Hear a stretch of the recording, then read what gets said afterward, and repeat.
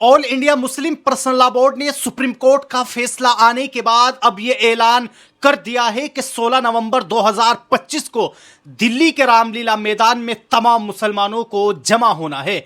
आखिरकार all India Muslim personal law board ने supreme court के फैसले के आने के बाद फौरन ये ऐलान क्यों करना पड़ा कि 16 नवंबर 2025 को मुसलमानों को दिल्ली के रामलीला मैदान में जमा होना है। इस पूरे मामले को जानने के लिए all India Muslim personal law board के इस प्रेस नोट को देखते हैं। All India Muslim personal law board ने सुप्रीम कोर्ट ऑफ इंडिया के वक्फ तरमीमी एक्ट 2025 के फैसले पर मायूसी का इजहार करते हुए उसे नामुकम्मल और गैर तसल्ली बख्श करार दिया है।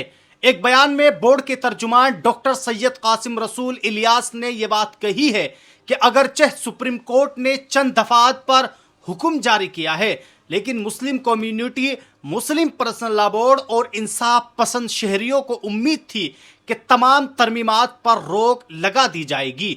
डॉक्टर सैयद कासिम रसूल इलियास ने मजीद कहा है कि सुप्रीम कोर्ट ने राहत तो दे दी, लेकिन बड़े आईनी खदशात को नज़रअंदाज कर दिया है, जिससे हमें सख्त मायूसी है।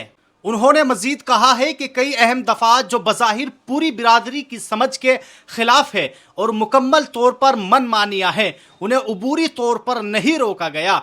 हतमी फैसला आना अभी बाकी है, लेकिन हुकूमत के मुतासिबाना रवैये को देखते हुए बिरादरी को खदशा है कि इन दफात का गलत इस्तेमाल किया जाएगा।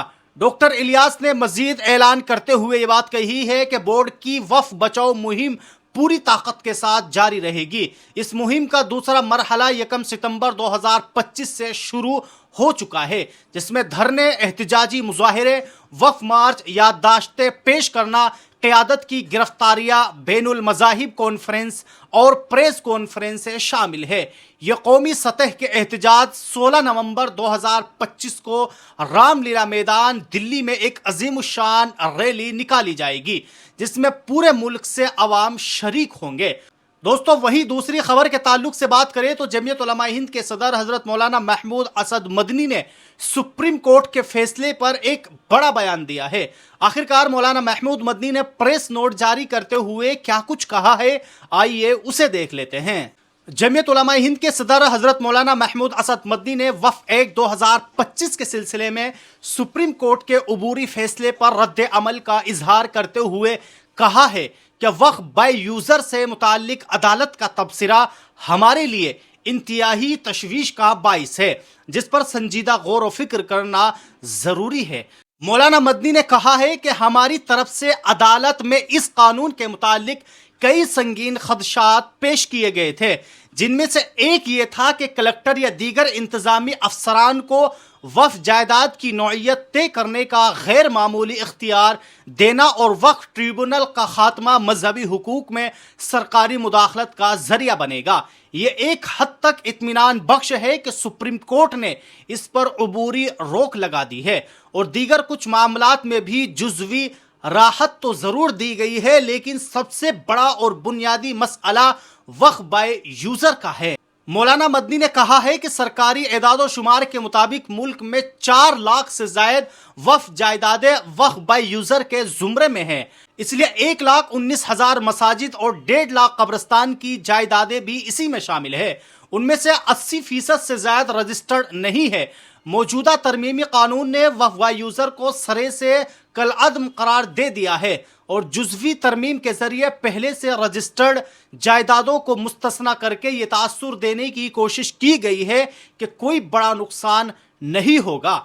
हालांकि ये तरमीम हमारे असल खदशे का हल नहीं हो सकती है। मौलाना मदनी ने मजीद कहा है कि वक्फ बाय यूजर को कानून से खारिज करना इस्लामी उसूल और सदियों पुरानी मजहबी रिवायत की खिलाफ वर्जी है। ये बराह रास्त मुसलमानों के मजहबी हुकूक पर ज़र्ब है, जबकि आईने हिंद ने इन हुकूक के तहफ़्फ़ुज़ की ज़मानत दी है। उन्होंने कहा है कि जमीयत का हमेशा से ये मौक़िफ़ रहा है कि वक्फ एक खालिस दीनी व शरई मामला है।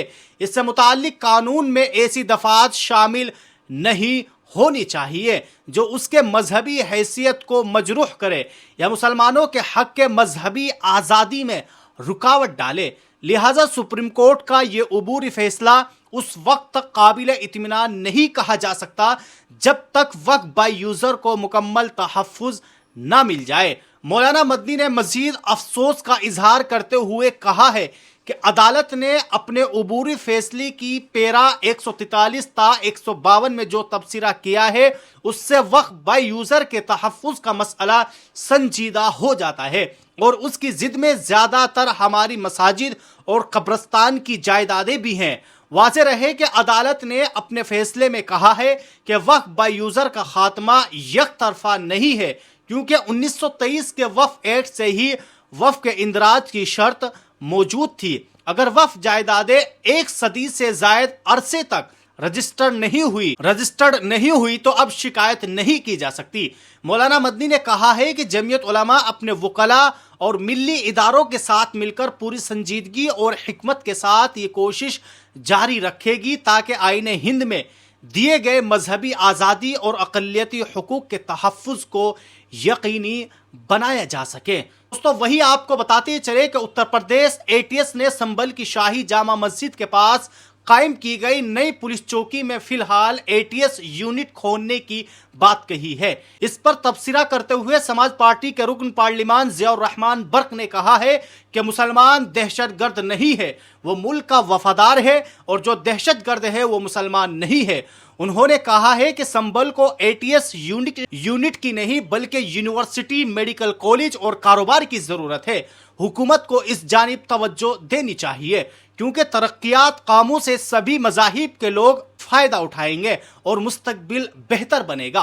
उत्तर प्रदेश एटीएस के आईजी प्रेम गौतम चंद रोज पहले संभल की पुलिस कप्तान कृष्ण कुमार विश्नोई को खत लिखकर संभल जामा मस्जिद के पास वाक़िए नई पुलिस चौकी में एटीएस की यूनिट खोलने की तजवीज़ देते हुए लिखा था कि कुछ माह तक यूनिट पुलिस चौकी से काम करेगी।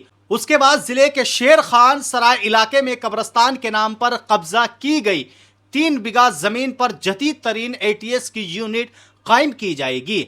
आईजी एटीएस के इस मकतूब पर संभल से समाजवादी पार्टी के मेंबर पार्लियामेंट ज़ियाउर रहमान बर्क ने नाराजगी इजहार करते हुए साफ कहा है कि हुकूमत के पास जमीन की कोई कमी नहीं है, फिर कब्रस्तान की जमीन पर कब्जा क्यों करना चाहती है।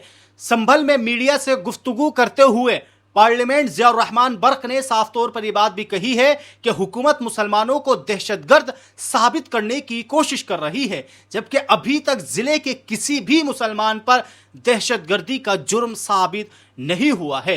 इल्जाम लगाना और सजा मिलना दोनों अलग अलग बातें हैं। उन्होंने कहा है कि मुल्क का मुसलमान हिंदुस्तान के लिए हमेशा से वफादार है। मुसलमानों ने मुल्क के लिए अपनी जानों की कुर्बानी दी है, कभी मुल्क से गद्दारी नहीं की है। उन्होंने मजीद कहा है कि संभल के नौजवान अच्छी तालीम और रोजगार चाहते हैं ताकि उनको दूसरे शहरों में न जाना पड़े।